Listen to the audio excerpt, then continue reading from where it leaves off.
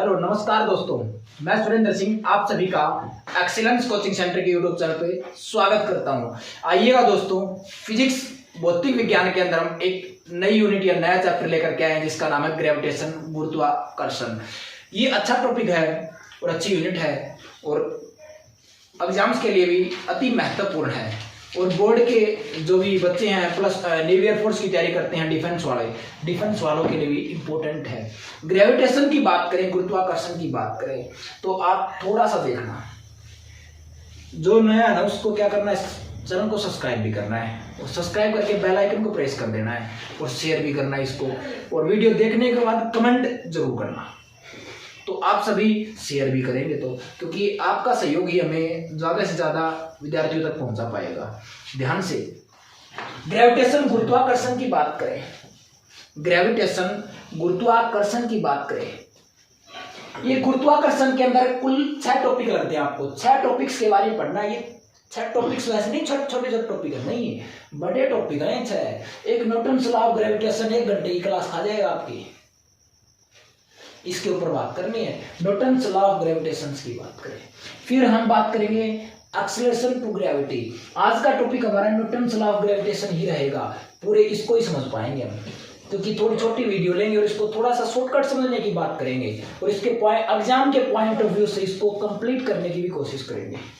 अच्छा, ध्यान से देखना। अब बात करें नेक्स्ट आगे पोटेंशियल विभव की बात करेंगे, फिर हम ऑर्बिटल वेलोसिटी कक्षीय वेग की बात करेंगे, फिर एस्केप वेलोसिटी फ्लाइंग वेग की बात करेंगे। नेक्स्ट हम केपलर्स लॉ, केपलर के नियम की बात करेंगे जिसके 3 नियम थे। आगे समझ में, तो आज का टॉपिक रहेगा अपना न्यूटन्स लॉ ऑफ ग्रेविटेशन। क्या रहेगा? Newton's law of gravitation. Newton's law of gravitation पढ़ेंगे हम, साफ करने के लिए दिए हुए।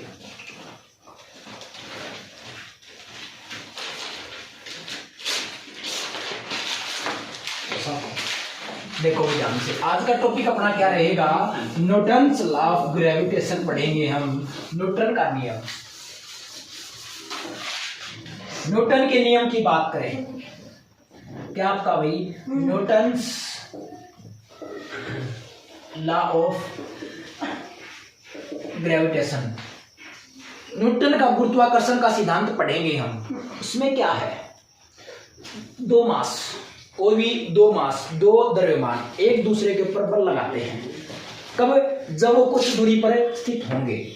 बात करें हम न्यूटन्स लॉ ऑफ ग्रेविटेशन क्या है? हमारे पास 2 मास बॉडी है, हमारे पास 2 मास बॉडी है। जैसे हमें मास बॉडी मान लेते हैं, ये A है और ये B है। Consider a two body, consider a two body is masses m1 and m2। जैसे बात करें, 2 आपके सामने 2 वस्तुएं हैं। क्या भाई? ये 2 वस्तुएं हैं, पहली का मास द्रव्यमान m1 है, दूसरी का m2 है। पहली का मास m1 है, दूसरी का m2 है, और इनके बीच की दूरी कितनी है?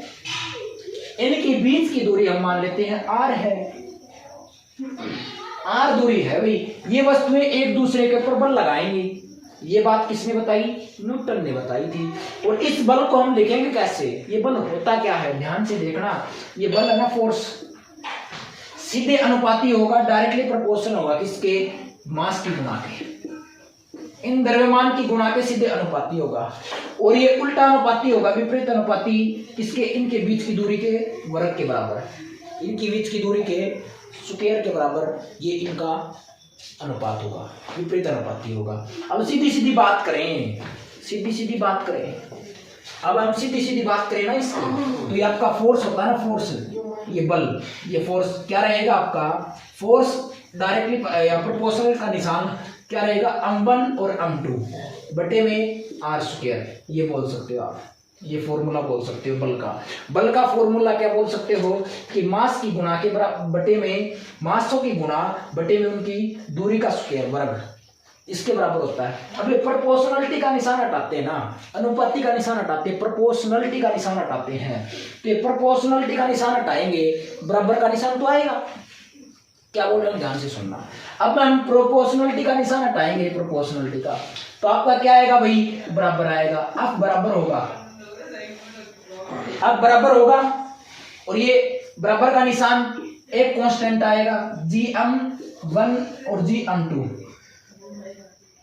बटे r का स्क्वायर, ये आपका फॉर्मूला रहेगा न्यूटन लॉ ऑफ ग्रेविटेशन का फॉर्मूला। अब बराबर जी m1 m2 बटे r का स्क्वायर होता है। आगे समझ में ये होता है। अब बात करें जी की, बात करें जी क्या होता है। अब ये जी क्या है, ग्रेविटेशनल कांस्टेंट है, ग्रेविटेशनल कांस्टेंट। ये जी क्या होता है आपका, जी ग्रेविटेशनल कांस्टेंट होता है। क्या होता है भाई, ग्रेविटेशनल कांस्टेंट होता है। क्या बताया मैंने, universal gravitational constant, universal gravitational constant होता है जी भाई।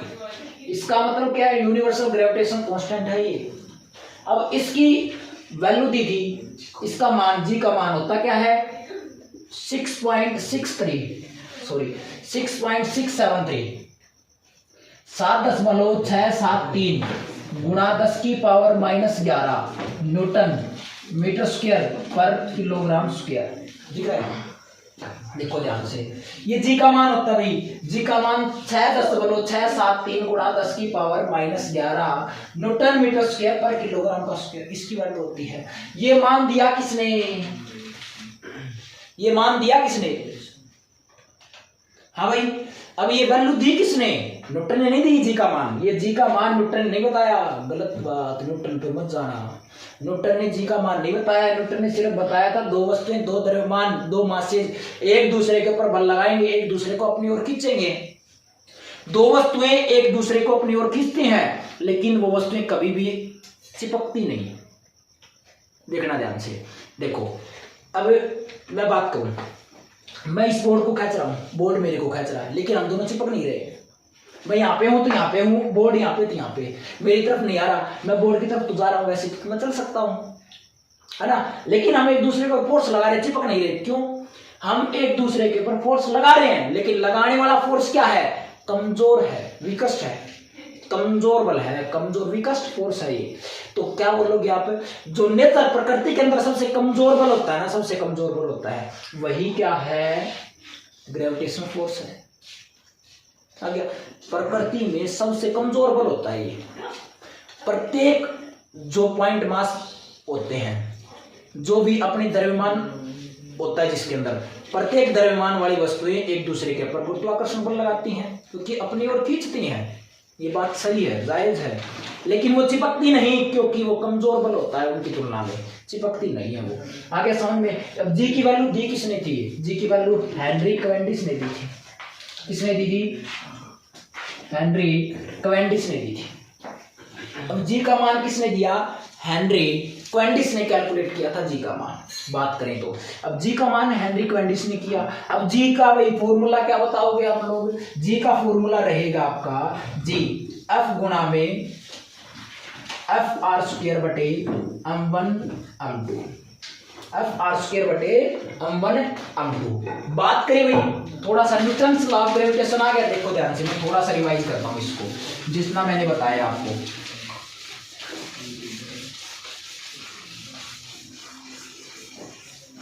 कोई कपड़ा गया, मैं साफ करने वाला, थोड़ा गया। फोर्स क्या होता है भाई, फोर्स क्या होता है, मैंने जी m1 m2 बटे r का स्क्वायर ये बता दिया भाई। आगे जी क्या बताया मैंने, यूनिवर्सल ग्रेविटेशनल कांस्टेंट बता दिया। आगे भाई आपका जी क्या होगा, जी आप बताओगे फोर्स इनटू r स्क्वायर बटे m1 m2। फोर्स का फॉर्मूला क्या होता है, न्यूटन। फोर्स की यूनिट क्या पढ़ते हो, न्यूटन पढ़ते हो। हाँ भाई, डिस्टेंस किसमें मापते हो, मीटर स्क्वायर में। मास की गुणा है तो किलोग्राम आएगा, किलोग्राम का स्क्वायर आएगा, किलोग्राम का स्क्वायर आएगा, तो क्या बोलोगे, न्यूटन मीटर पर किलोग्राम स्क्वायर। तो आप ये यूनिट बोलोगे इसकी, जी की क्या बोलोगे, यूनिट बोलोगे। क्या बोलोगे जी की यूनिट, न्यूटन मीटर स्क्वायर पर किलोग्राम स्क्वायर पढ़ोगे। आगे समझ में, तो ये आप यूनिट पढ़ोगे इनकी।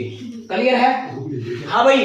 अब देखो, आपने डायमेंशनल फॉर्मूला पढ़ा है, वी में सूत्र पढ़ा है, क्या पढ़ा भाई, डायमेंशनल फॉर्मूला। अब डायमेंशनल फॉर्मूला न्यूटन का क्या पढ़ा आपने, न्यूटन फोर्स का पढ़ा है m1 L1T माइनस 2 पढ़ा है।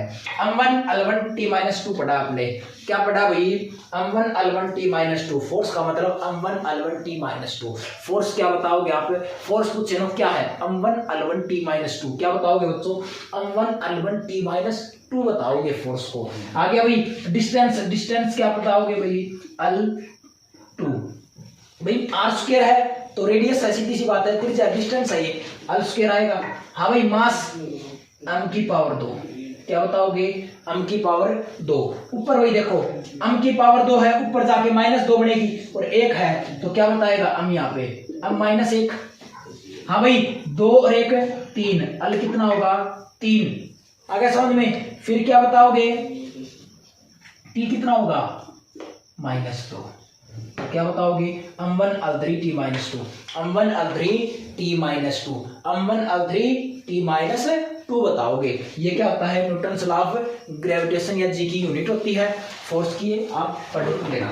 आगे भाई न्यूटन्स लॉ ऑफ ग्रेविटेशन ये था। अब न्यूटन्स लॉ ऑफ ग्रेविटेशन होता है ना, इसकी कुछ इंपॉर्टेंस होती है, इनके कुछ कैरेक्टरिस्टिक्स भी होते हैं। हाँ भाई ये यूज कहाँ पे है ना? इसका हमारे लाइफ में क्या क्या फायदा है ये पढ़ना जरूरी है, क्योंकि एयरफोर्स के अंदर सीधे सीधे, नेवी के अंदर क्वेश्चन आ जाते हैं, एनडीए में भी आ जाते हैं। क्योंकि कुछ बातें हैं छोटी छोटी, वो मैं आपको लिखवा देता हूँ तो आप ऊपर भी लेना। फिर हम इसके थोड़े न्यूमेरिकल देखते हैं। देखो न्यूटन्स लॉ ऑफ ग्रेविटेशन की कुछ पॉइंट होते हैं, फैक्ट होते हैं, वो फैक्टों की बात करते हैं। इंपॉर्टेंट है भाई, किसी सिंगल बुक में ऐसे सीधे सीधे नहीं मिलेगा कभी भी, क्योंकि काम करना पड़ता है उसके ऊपर। हाँ भाई न्यूटन्स लॉ ऑफ ग्रेविटेशन की बात करेंगे। इसके कैरेक्टरिस्टिक्स होते हैं, इसकी प्रॉपर्टीज होती है, वो क्या क्या होती हैं ध्यान से देखना। कैरेक्टरिस्टिक्स, सबसे पहले कैरेक्टरिस्टिक्स की बात करें। कैरेक्टरिस्टिक्स की बात करें न्यूटन्स लॉ ऑफ ग्रेविटेशन की। Number 1, it is a universal force of attraction. It is a universal force of attraction. क्या बताओगे पहले? It is a universal force of attraction. It is a universal force of attraction.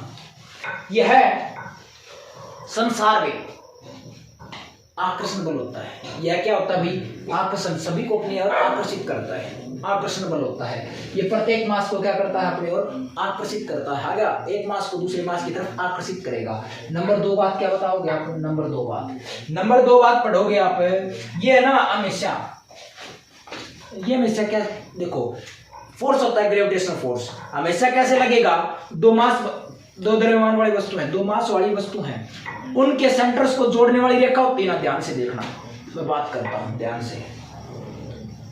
ये दो body है, ये ए वस्तु है, ये बी वस्तु है, ये इनका केंद्र है, ये पहली का केंद्र है, ये दूसरी का केंद्र है, ये पहली का सेंटर है और दूसरी का सेंटर है। इनको सेंटर्स को ज्वाइन करने वाली रेखा ये लाइन है भाई, ये लाइन। अब ये न्यूटन्स लॉ ऑफ ग्रेविटेशन लगेगा या ग्रेविटेशन फोर्स लगेगा, गुरुत्वाकर्षण बल लगेगा, इस लाइन के अकॉर्डिंग लगेगा। ये लाइन कौन सी है? ये इनके सेंटर्स को जोड़ने वाली रेखा है। क्या बताओगे? It is act along the line to join its center of bodies। भाई ये बल हमेशा उन वस्तुओं के केंद्र को मिलाने वाली रेखा के अनुसार लगता है। आगे समझ में कैसे बताओगे? ध्यान से। It acts along the line joining the centers of each masses। प्रत्येक मास के केंद्र को ज्वाइन करने वाली या जोड़ने वाले केंद्र को जोड़ने वाली रेखा के अनुसार लगता है भाई। नंबर 3 की बात करें। नंबर 3 क्या करता भाई? हमेशा ये बल बराबर लगेगा। कैसे? इसका मतलब क्या है? बल बराबर कैसे लगेगा? ध्यान से देखना। ये वस्तु है भाई, ये F1 वस्तु है, ये F2 वस्तु है, ज्वाइन कर रहे हैं। ध्यान से मैं कहता हूं ये ए वस्तु बी पर है ना, फोर्स लगा रही है। मैं मान लेता हूं ए वस्तु बी पर F1 फोर्स लगा रही है, ये इस पर है F1 फोर्स लगा रही है। किस तरफ लगाएगी? अपनी ओर खींचेगी। आ गया, ये ऐसे फोर्स लगाएगी, ए वस्तु बी को अपनी ओर खींचेगी, आ गया, ये अपनी ओर खींचेगी, खींच लिया इसने, F1 फोर्स लगाया, और ये बी वस्तु ए को अपनी ओर खींचेगी, F2 फोर्स लगाया, जितना F1 होगा उतना ही F2 होगा। आगे भाई, जितना फोर्स ए बी पर लगाएगी ना उतना ही फोर्स बी ए पर लगाएगी। तो इसका मतलब क्या बताया मैंने भाई, F2 और F1 दोनों क्या होते हैं, मास फोर्स बराबर होती है। प्रत्येक वस्तु एक दूसरे पर इक्वल फोर्स लगाती है, तभी वो वस्तु क्या नहीं होती, कभी भी एक दूसरे की तरफ अटैच नहीं होती। आ गया, प्रत्येक वस्तु एक दूसरे के ऊपर बल बराबर लगा रही है तो कभी भी भिड़ेंगी नहीं। जैसे कि मैं बात करूं, इस ब्लैक बोर्ड के ऊपर फोर्स लगा रहा हूं, ये सरक नहीं रहा, इसका मतलब क्या, जितना मैं फोर्स लगा रहा हूं ना उतना ही ये मेरे ऊपर फोर्स लगा दे रहा है ना, तभी तो ये नहीं सरक रहा। यही बात है। नेक्स्ट बात करें नंबर 4। 3 नंबर बात क्या थी, मैं थोड़ा सा बोल देता हूं, आप नोट कर लेना, क्योंकि देखूंगा टाइम ज्यादा लग जाता है। तो 3 नंबर बात क्या भाई, it acts equal on each mass. भाई ये इसका परिणाम या मैग्नीट्यूड क्या होता है, इक्वल होता है, लेकिन डायरेक्शन में क्या होते हैं, अपोजिट होते हैं। आगे समझ में। फिर बात करें number 4, it is the weakest force in nature. It is the weakest force in nature. यह है प्रकृति में सबसे कमजोर बल है, क्योंकि कमजोर है तभी तो ये भिड़ नहीं रही वस्तु, अटैच नहीं हो रही, ये दोनों मास कभी अटैच नहीं होंगे, वीकेस्ट है, कमजोर बल है। फिर नेक्स्ट बात करें, it is long range force. ये लॉन्ग रेंज फोर्स है भाई, कैसे, अरे लॉन्ग रेंज फोर्स है, धरती क्या लगा रही है, सूर्य पे लगा रही है, धरती चंद्रमा पे लगा रही है, कितने दूर दूर है ना, धरती चंद्रमा को अपनी ओर खींचती है भाई।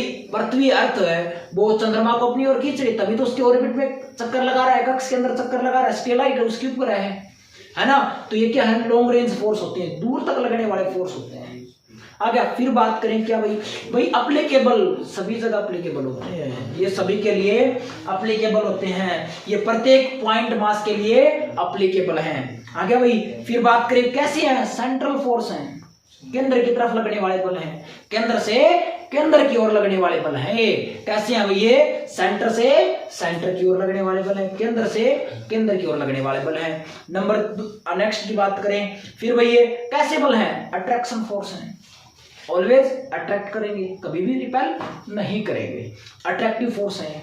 फिर बात करेंगे किस पे डिपेंड करते हैं, एक्सीलरेशन पे डिपेंड करते हैं। किस पे डिपेंड करेंगे, एक्सीलरेशन पे डिपेंड करेंगे। ये इसके कैरेक्टरिस्टिक्स थे, ये क्या थे, इसके कैरेक्टरिस्टिक्स थे भाई।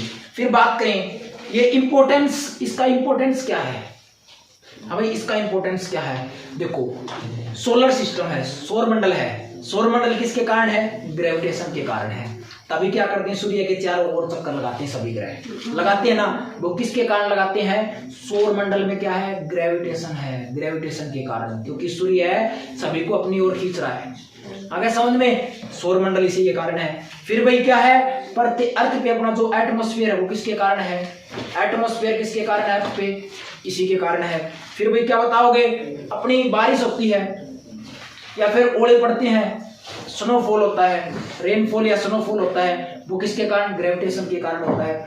फिर बात करें भाई motion of moon and earth, जो चंद्रमा है पृथ्वी के चारों ओर चक्कर लगा रहा है, वो किसके कारण, ग्रेविटेशन के कारण लगा रहा है। फिर बात करें भाई जो ज्वार भाटे हैं, टाइड्स होते हैं ज्वार भाटे, वो किसके कारण आते हैं, ग्रेविटेशन के कारण। ये क्या थी, ग्रेविटेशन की बात थी। नेक्स्ट क्लास में क्या करेंगे, ग्रेविटेशन के न्यूमेरिकल करेंगे। हाँ भाई, बिल्कुल ग्रेविटेशन के न्यूमेरिकल करेंगे।